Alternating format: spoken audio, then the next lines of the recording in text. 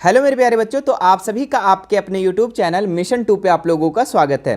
तो बच्चों, आज हम क्लास 10th के साइंस विज्ञान का अध्याय नंबर 10, ठीक है, चैप्टर 10, जिस चैप्टर का नाम है प्रकाश का प्रवर्तन तथा अपवर्तन। मेरे प्यारे बच्चों, इस चैप्टर का जितने भी एमसीक्यूज क्वेश्चन बनते हैं, जितने भी ऑब्जेक्टिव क्वेश्चन बनते हैं, वो सारे ऑब्जेक्टिव क्वेश्चन को हम लोग इस वीडियो में कंप्लीट करने वाले हैं। ठीक है, जो मोस्ट इंपॉर्टेंट है बोर्ड एग्जाम के लिए, जो परीक्षाओं में बार बार पूछा जाता है, जो ऑब्जेक्टिव क्वेश्चन, वे सारे ऑब्जेक्टिव क्वेश्चन को हम लोग इस वीडियो में फिनिश करने वाले हैं। ठीक है, मैं बता दूं बच्चों कि इस चैप्टर का आप लोग को 70+ ऑब्जेक्टिव क्वेश्चन करवाया जाएगा। ठीक है, 70+, कितना, 70+ ऑब्जेक्टिव क्वेश्चन करवाया जाएगा। ठीक है, तो आप वीडियो को शुरू से लेकर अंत तक जरूर देखना। ठीक है, यदि आप इस पूरे चैप्टर को कर लेते हो तो इस चैप्टर से जो भी आने वाले एग्जाम में प्रश्न होंगे, इन्हीं में से आएगा। चलिए फिर शुरू करते हैं हम लोग, ज्यादा लेट ना करते हुए। सबसे पहला इंपॉर्टेंट क्वेश्चन क्या है मेरे प्यारे बच्चों? तो पहला क्वेश्चन है, दाढ़ी बनाने में किस प्रकार के दर्पण का उपयोग किया जाता है? तो ऑप्शन है अवतल, ऑप्शन बी है उत्तल एवं समतल, या फिर ऑप्शन सी है समतल, या फिर डी है ए और बी दोनों। ठीक है, तो इसका जो सही उत्तर हो जाएगा बच्चों अवतल दर्पण। ठीक है, दाढ़ी बनाने समय जब आप बाल कटवाने जाते हो, दाढ़ी बनवाने जाते हो, तो जब दर्पण लगा होता है, मिरर आगे लगा होता है, वो कौन सा दर्पण होता है? तो वो अवतल दर्पण होता है। ठीक है, तो यहाँ पे बच्चों आप लोग के एग्जाम में हम बहुत बार देखें कि दाढ़ी बनाने के जगह में हजामती भी लिखता है। ठीक है, तो हजामत बनाने समय किस दर्पण का प्रयोग किया जाता है, ये भी सवाल हो सकता है। ठीक है, तो कंफ्यूज होना नहीं है। चलिए क्वेश्चन नंबर 2 में हम लोग बढ़ते हैं। क्या लिखा हुआ है? निम्नांकित में से कौन सा पदार्थ लेंस के लिए प्रयुक्त नहीं किया जा सकता है? ठीक है, तो किससे लेंस नहीं बन सकता है? तो जल, हाँ, ये जल जो है लेंस के लिए प्रयुक्त की हो सकता है, कांच भी हो सकता है, प्लास्टिक भी हो सकता है, लेकिन मिट्टी जो है ना मेरे प्यारे बच्चों, मिट्टी है, ये आप लोग का लेंस के लिए प्रयुक्त नहीं किया जा सकता है। तो ऑप्शन नंबर डी इसका बिल्कुल राइट हो जाएगा। आगे बढ़ते हम लोग। निर्वात में प्रकाश की चाल, निर्वात में प्रकाश की चाल होती है, ठीक है, तो कितना होता है? 3 × 10⁸ मीटर पर second, 3 × 10⁸ centimetre second, 3 × 10⁸ kilometre second, और इनमें से कोई नहीं। ठीक है, तो इसका जो राइट आंसर हो जाएगा ऑप्शन नंबर ए, 3 × 10⁸ मीटर पर सेकेंड। ठीक है, तो निर्वात में प्रकाश की चाल इतनी होती है। आगे बढ़ते हम लोग अगले सवाल में। प्रवर्तन के नियम से निर्धारित होता है। ठीक है, तो आपतन कोण प्रवर्तन कोण बराबर होता है, प्रवर्तन कोण और अपवर्तन कोण बराबर होता है, आपतन कोण और विचलन कोण बराबर होता है, इनमें से कोई नहीं। ठीक है, तो प्रवर्तन के 2 नियम है बच्चों। ठीक है, प्रकाश का प्रवर्तन का 2 नियम है, जिसमें से आपतन कोण और प्रवर्तन कोण जो होते हैं ये दोनों बराबर होते हैं। ठीक है, ऑप्शन नंबर ए इसका बिल्कुल राइट हो जाएगा। ठीक है, इसको हम थोड़े अच्छे से समझ लेते हैं। जैसे बच्चों यहाँ पे एक समतल कुछ दर्पण है, ठीक है, और इस तरीके से मान लो कि कोई किरण आ रहा है, ठीक है, आपतित किरण इस तरीके से आ रहा है, ठीक है, और यहां से क्या हो रहा है? प्रवर्तित किरण जा रहा है इस तरीके से, ठीक है, और बीच में एक जो होता है वो होता है अभिलंब। क्या होता है? बीच में एक होता है इस तरीके से जो होता है अभिलंब। ठीक है, और इससे जो एक बना कोण और इससे एक बना कोण, ठीक है, एक को हम लोग बोलते हैं आई और एक को आर, दोनों जो होता है ना इक्वल होता है। मतलब आपतन कोण ये वाला कोण और प्रवर्तन कोण मेरे प्यारे बच्चों, प्रवर्तन कोण, ये दोनों जो होते हैं आपस में बराबर होते हैं। ठीक है, तो इस चीज को आप लोग को याद रखना है। क्लियर है? ठीक है, चलो आगे बढ़ते हैं। यहाँ पे आप लोग का ये भी हो सकता है आई = आर। ठीक है, यानी आपतन कोण और प्रवर्तन कोण दोनों क्या होते हैं? आपस में बराबर होते हैं। आगे देखते हैं हम लोग। प्रकाश की किरणें गमन करती है, ठीक है, तो कैसी, कहाँ गमन करती है? तो सीधी रेखा में, टेढ़ी रेखा में, किसी भी दिशा में, इनमें से कोई नहीं। तो ये सीधी रेखा में गमन करती है बच्चों, ऑप्शन नंबर ए इसका राइट हो जाएगा। किसी माध्यम से अपवर्तनांक का मान होता है, ठीक है, किसी माध्यम से अपवर्तनांक का मान कितना होता है? sin i बटा sin r, sin r बटा sin i, sin i into sin r, और sin r into sin r। ठीक है, तो इसका जो राइट आंसर हो जाएगा बच्चों option number A, sin i बटा sin r। ठीक है, चलो आगे बढ़ते हम लोग। प्रकाश के अपवर्तन के कितने नियम हैं? ठीक है, तो प्रकाश के अपवर्तन के जो नियम है बच्चों वो 2 नियम है। ठीक है, याद रखना, प्रकाश के अपवर्तन के 2 नियम है। ठीक है, और प्रकाश के प्रवर्तन का भी 2 नियम है, ये भी आप लोग को याद रखना है। प्रकाश के प्रवर्तन का भी 2 नियम है और अपवर्तन का भी 2 नियम है। आगे बढ़ते हम लोग। उत्तल दर्पण द्वारा बना प्रतिबिंब सदैव होता है। ठीक है, तो उत्तल दर्पण द्वारा बना प्रतिबिंब कैसा होता है बच्चों? तो ये हमेशा सीधा होता है। ठीक है, सीधा और आभासी होता है, काल्पनिक, जिसको आभासी को हम लोग काल्पनिक कहते हैं। तो उत्तल दर्पण से जो भी बनता है प्रतिबिंब बच्चों, जो छाया बनता है वो आपका सीधा बनता है और आभासी बनता है, ठीक है, काल्पनिक बनता है। लेकिन यही अवतल दर्पण में पूछा तो उल्टा लिखना है, वहाँ वास्तविक और उल्टा। ठीक है, तो याद रखना। चले आगे बढ़ते हैं हम लोग अगले सवाल में। समतल दर्पण द्वारा क्या बनते हैं? ठीक है, तो समतल दर्पण द्वारा क्या बनते हैं बच्चों? ठीक है, आभासी प्रतिबिंब, वास्तविक प्रतिबिंब, ए और बी दोनों इनमें से कोई नहीं। ठीक है, तो समतल द्वारा दर्पण द्वारा भी जो बनते हैं बच्चों वो भी आभासी बनता है। ऑप्शन नंबर ए इसका राइट हो जाएगा। ठीक है, मैं एक बार लिख देता हूं, आप लोग को थोड़ा सा क्लियर हो जाएगा। ठीक है, देखो यहाँ पे सबसे पहले हम लिखते हैं उत्तल दर्पण का। जब भी उत्तल दर्पण पूछा, ठीक है, याद रखना, उत्तल दर्पण पूछा तो इसमें क्या क्या बनेगा? आभासी बनेगा। ठीक है, याद रखना। ठीक है, आभासी और सीधा बनेगा। ठीक है, आभासी और सीधा। ठीक है, और यही चीज पूछ दिया कि अवतल, अवतल, अवतल पूछा तो यहाँ पे बनेगा जो बच्चों आभासी नहीं, यहाँ पे आपका बनेगा वास्तविक। ठीक है, वास्तविक। आभासी को हम लोग काल्पनिक भी कहते हैं, याद रखना। ठीक है, वास्तविक और क्या बनेगा? वास्तविक और यहाँ पे उल्टा बनेगा। ठीक है, तो दोनों चीज़ को आप स्क्रीनशॉट ले लो। ठीक है, याद रखना। ठीक है, उत्तल दर्पण में आभासी और सीधा मतलब काल्पनिक और सीधा, और अवतल में वास्तविक और उल्टा। ठीक है, और समतल में भी सेम इसी तरीके से उत्तल वाला काम होगा। ठीक है, आभासी का प्रतिबिंब बनता है। ठीक है, आगे बढ़ते हम लोग 10 नंबर सवाल में। एक गोलीय दर्पण की वक्रता त्रिज्या 40 सेंटीमीटर है, तो इसकी फोकस दूरी होगी। ठीक है, तो वक्रता त्रिज्या, इसका फोकस दूरी पूछ रहा है बच्चों। तो F बराबर जो फॉर्मूला होता है वो R/2 होता है, यानी वक्रता त्रिज्या का आधा होता है। तो वक्रता त्रिज्या कितना है मेरे प्यारे बच्चों? तो 40 है, और इसको 2 से डिवाइड कर देंगे तो कितना हो जाएगा? 20। ठीक है, तो 20 सेंटीमीटर इसका राइट आंसर हो जाएगा, ऑप्शन नंबर सी। आगे बढ़ते हम लोग। फोकस के अभिसारित करने वाला किरण पुंज परावर्तन के बाद समांतर किरण पुंज किस दर्पण में बदल जाता है? ठीक है, तो अवतल दर्पण में, उत्तल दर्पण में, या दोनों दर्पण में, या इनमें से कोई नहीं। ठीक है, तो इसका जो राइट आंसर हो जाएगा ऑप्शन नंबर सी। ठीक है, ए और बी दोनों में। आगे बढ़ते हम लोग अगले सवाल में। तेल लगा कागज होता है। ठीक है, तेल लगा कागज पारदर्शक होता है, एकदम पूरा क्लियर दिख जाता है क्या? अगर तेल में, कागज में हम तेल लगा दे बच्चों तो क्या पूरा क्लियर दिख जाता है? आर पार नहीं दिखता है, तो पारदर्शक तो होगा नहीं, अपारदर्शक। अगर देखिए सिर्फ कागज रहा तो अपारदर्शक है, लेकिन कागज में अगर हम तेल लगा देते तो पीछे वाला जो भी चीज होता है, जैसे कागज में तेल लगा लो और उसके बाद आप देखो आंख से, ठीक है, तो पीछे वाला हल्का हल्का आपको दिखाई देगा। ठीक है, तो अपारदर्शक भी नहीं होगा। ठीक है, मतलब तो यहाँ पे क्या हो जाएगा? पारभाषक, जो हल्का हल्का दिखाई देता है बच्चों तेल लगा करके। अगर कागज को आप देखते हैं एक साइड से दूसरे साइड तो वो हल्का हल्का दिखाई देता है, जिसको हम लोग पारभाषक कहते हैं। ऑप्शन नंबर सी इसका बिल्कुल राइट हो जाएगा। आगे बढ़ते हम लोग। डायोप्टर उस लेंस की क्षमता होती है जिसकी फोकस दूरी है। ठीक है, तो डायोप्टर, सबसे पहले तो आपको जान लेना है कि लेंस का एसआई मात्रक डायोप्टर होता है। ठीक है, ये याद रख लेना। ठीक है, बाकी यहाँ पे पूछ रहा है कि डायोप्टर उस लेंस की क्षमता जिसकी फोकस दूरी, जिसकी फोकस दूरी बच्चों अगर 1 मीटर है। ठीक है, जिसकी फोकस दूरी अगर 1 मीटर है तो उसका जो लेंस की क्षमता होगा वह 1 डायोप्टर होगा। ठीक है, तो ये भी याद रखना है। तो 1 मीटर इसका राइट आंसर हो जाएगा। यदि आपतन कोण I और प्रवर्तन कोण R हो तो क्या होगा? अभी हमने जस्ट बताया कि आपतन कोण और प्रवर्तन कोण हमेशा ऑलवेज बराबर होता है। ठीक है, तो ऑप्शन नंबर ए इसका बिल्कुल राइट हो जाएगा। आगे देखते हैं हम लोग अगले सवाल में।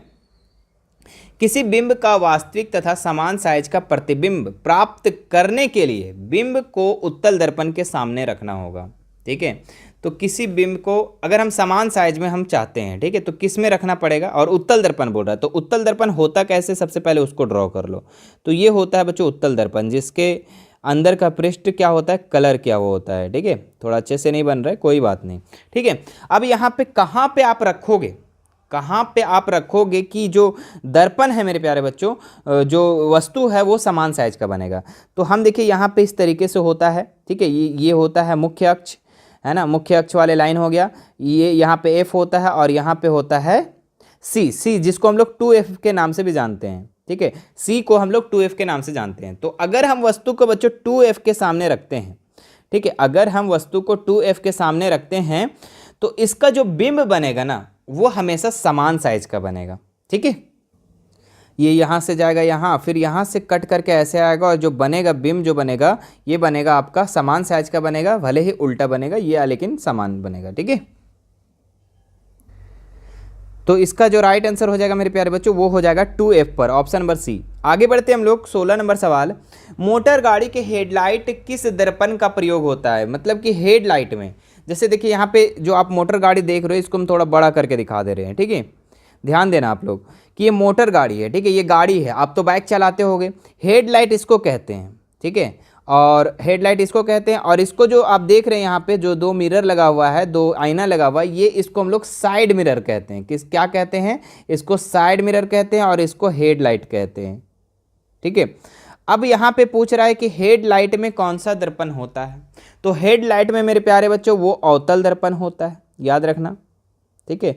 कौन सा दर्पण होता है? तो अवतल दर्पण होता है। और मेरे प्यारे बच्चों, और जो साइड मिरर में होता है, ठीक है, जो आप जब गाड़ी चलाते हो तो पीछे देखने के लिए ये मिरर का प्रयोग करते हैं। और ये जो मिरर होता है बच्चों, ये आपका उत्तल दर्पण का होता है। कौन सा दर्पण का होता है? उत्तल दर्पण का। तो दोनों चीज़ याद रहेगा, ठीक है, दोनों चीज़ याद रहना चाहिए कि जो हेडलाइट में होता है सर वो अवतल दर्पण का होता है, और जो साइड मिरर होता है गाड़ी का वो आपका उत्तल दर्पण का होता है, ठीक है। चलो आगे, अब देखो यहाँ पे सवाल क्या था, हेडलाइट में, तो अवतल दर्पण ऑप्शन नंबर ए मार के हम लोग घर चले आएंगे, है ना। आगे बढ़ते हम लोग, हीरा का अपवर्तनांक है, ठीक है। तो हीरा का अपवर्तनांक कितना है मेरे प्यारे बच्चों? तो हीरा का जो अपवर्तनांक है ये आपका 2.42 है, ठीक है। ऑप्शन नंबर डी इसका बिल्कुल राइट हो जाएगा। आगे देखते हैं हम लोग, सिनेमा के पर्दे पर किस प्रकार का प्रतिबिंब बनता है, ठीक है। तो वास्तविक प्रतिबिंब, आभासी प्रतिबिंब, ए और बी दोनों इनमें से कोई नहीं, ठीक है। तो वास्तविक प्रतिबिंब बनता है बच्चों, ठीक है। तो ऑप्शन नंबर ए इसका बिल्कुल राइट हो जाएगा 18 नंबर का। 19 नंबर में आइए, उत्तल लेंस की क्षमता होती है। तो उत्तल लेंस की क्षमता क्या होती है? धनात्मक होती है, ऋणात्मक होती है, या शून्य होती है, या इनमें से कोई नहीं। तो आपको याद रखना कि उत्तल लेंस बच्चों हमेशा का हमेशा धनात्मक होगा। क्या होगा? धनात्मक, ठीक है। उत्तल लेंस होगा जो वो धनात्मक होगा, और जो ऋणात्मक होगा बच्चों वो अवतल लेंस होगा। कौन सा लेंस? अवतल लेंस, ठीक है। इसका एक स्टोरी हम थोड़ा सा बताते हैं, आपको थोड़ा ज़्यादा क्लियर होगा, ठीक है।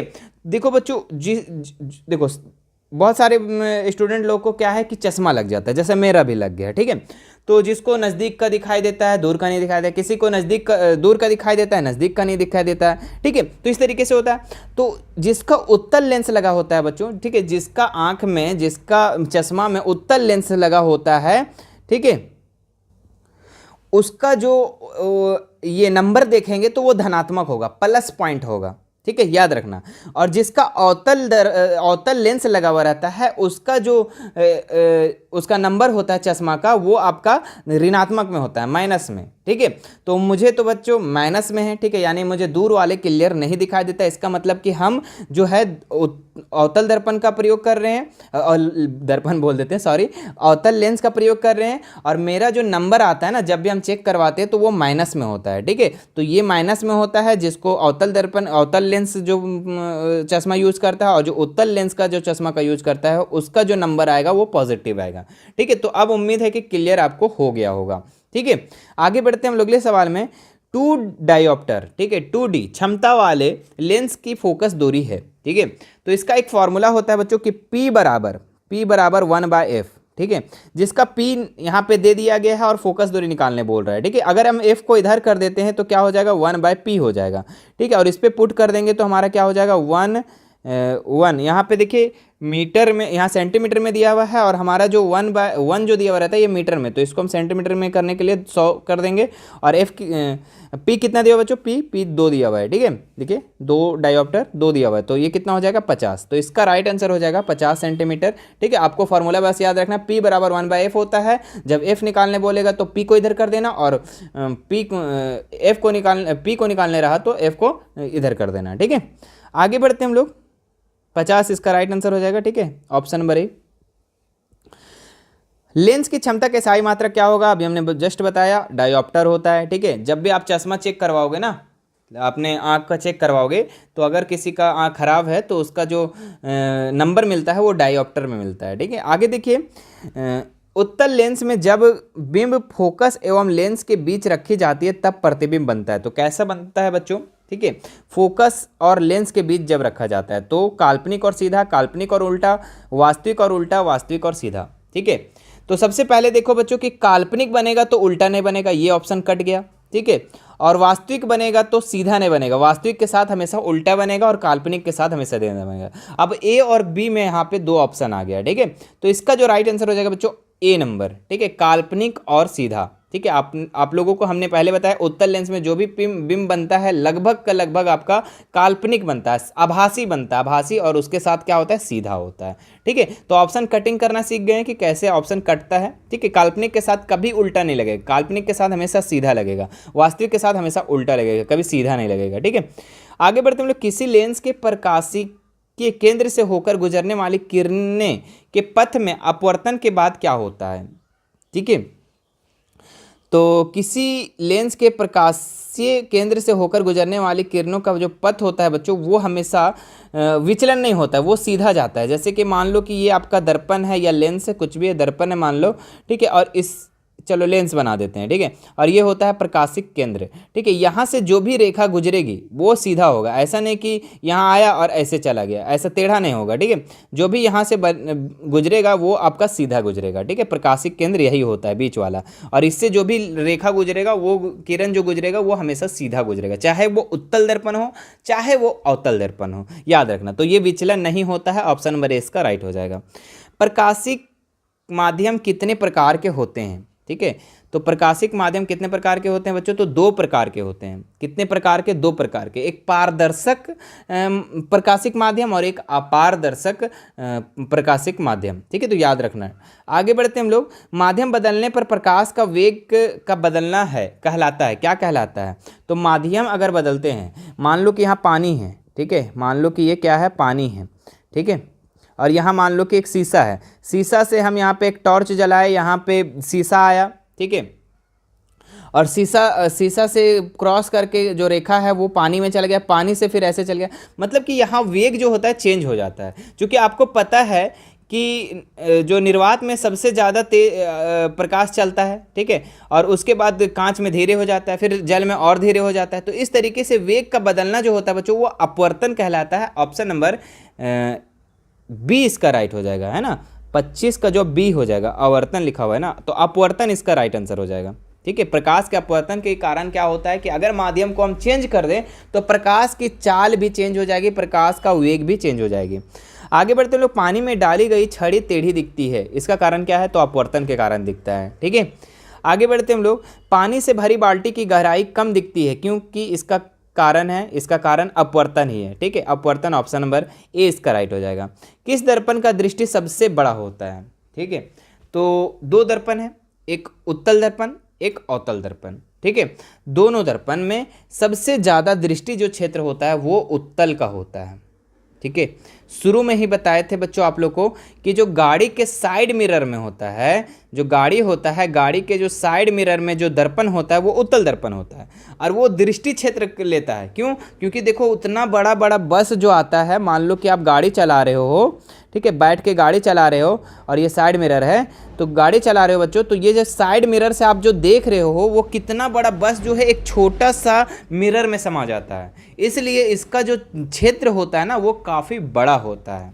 ठीक है, मतलब छोटा सा, इतना छोटा तो मिरर ही रहता है जी, साइड मिरर, आपके जो बगल में मिरर होता है, गाड़ी का बगल में मिरर, वो तो छोटा ही होता है, और कितना बड़ा बड़ा बस को अपने अंदर कब्जा करके दिखाता है ना, मतलब अपने अंदर को दिखाता है। ठीक है, तो इसका कौन सा आंसर हो जाएगा, उत्तल दर्पण, ऑप्शन नंबर सी इसका राइट हो जाएगा। सोलर कुकर का में प्रयोग किए जाते हैं, तो ये सोलर कुकर में बच्चों अवतल दर्पण का प्रयोग होता है, ऑप्शन नंबर ए इसका राइट हो जाएगा।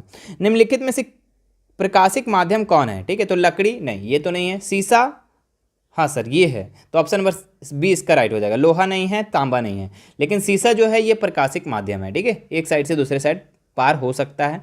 गोलीय दर्पण की फोकस दूरी उसकी वक्रता त्रिज्या की क्या होती है। ठीक है, तो गोलीय दर्पण की फोकस दूरी मतलब एफ और आर दोनों का संबंध क्या है मेरे प्यारे बच्चों, तो जो आर का आधा जो होता है वो एफ होता है, आर का आधा होता है। फोकस दूरी उसकी वक्रता त्रिज्या की क्या होती है, आधी होती है। क्योंकि हमें फॉर्मूला पता है कि एफ बराबर होता है r/2, यानी कि जो फोकस दूरी है वो त्रिज्या का आधा होता है। ठीक है, तो ऑप्शन नंबर ए इसका बिल्कुल राइट हो जाएगा। ठीक है, हाँ इसका सवाल थोड़ा सा चेंज हो जाता है कि वक्रता त्रिज्या जो है वो फोकस दूरी का कितना होता है, तो वो दुगुना होता है ना, r/2f। ठीक है, तो ये याद रखना आप लोग। आगे बढ़ते हैं हम लोग 32 नंबर सवाल। रोगियों के नाक, कान और गले की जांच में डॉक्टर का प्रयोग करते हैं, तो वो अवतल दर्पण का प्रयोग करते हैं, ऑप्शन नंबर ए इसका बिल्कुल राइट हो जाएगा। चलिए आगे बढ़ते हैं हम लोग। सूर्य से आने वाला प्रकाश पुंज कैसा होता है? ठीक है, तो ये होता है बच्चों संतृप्त प्रकाश पुंज। ऑप्शन नंबर 20 का बिल्कुल राइट हो जाएगा। ठीक है, 33 का बी नंबर राइट हो जाएगा। आगे बढ़ते हम लोग, विरल माध्यम में प्रकाश की चाल सघन माध्यम की अपेक्षा कैसी होती है? तो विरल माध्यम से अगर सघन माध्यम में प्रकाश जाता है बच्चों, तो उसकी जो चाल है, ठीक है, विरल माध्यम में जो चाल है ज़्यादा होता है सघन माध्यम की अपेक्षा। ठीक है, तो ज़्यादा होता है इसका मतलब अधिक हो जाएगा। ठीक है, अधिक होती है, ऑप्शन नंबर 20 का बिल्कुल राइट हो जाएगा। ठीक है, आगे बढ़ते हैं लोग, आधुनिक क्वांटम सिद्धांत के आधार पर प्रकाश को क्या माना गया है? तरंग माना गया है, कण माना गया है, या ए और बी दोनों, या इनमें से कोई नहीं? तो बच्चों आधुनिक क्वांटम सिद्धांत के आधार पर प्रकाश को तरंग और कण दोनों माना गया है। ऑप्शन नंबर 30 का बिल्कुल राइट हो जाएगा। आगे बढ़ते हम लोग, विरल माध्यम से सघन माध्यम में गमन करने वाली प्रकाश की किरणें धीमी हो जाती है। ठीक है, अतः इसका झुकाव किधर होता है बच्चों? ठीक है, विरल माध्यम से सघन माध्यम में करने वाले प्रकाश की किरणें धीमी हो जाती है, तो इसका जो झुकाव होता है बच्चों ये होता है अभिलंब की ओर इसका झुकाव होता है। ऑप्शन नंबर सी इसका बिल्कुल राइट हो जाएगा। ठीक है, वक्त काफ़ी ज़्यादा हो गया है, वीडियो लंबी हो जाएगी। ठीक है, तो मैं अभी इसको यहीं तक छोड़ दे रहा हूँ। ठीक है, बाकी हमारे पास बहुत सारे क्वेश्चन हैं। ठीक है, सारे क्वेश्चन को मैं अगले भाग में कंप्लीट करवा दूंगा। ठीक है, अभी मैं इतना ही को छोड़ देता हूँ। ठीक है, लगभग 71 क्वेश्चन है। ठीक है, अभी जो ये वीडियो बनेगा बच्चों वो भाग 1 रहेगा। ठीक है, भाग 1, और इसके बाद जो वीडियो आएगी बच्चों वो आपका भाग 2 रहेगा।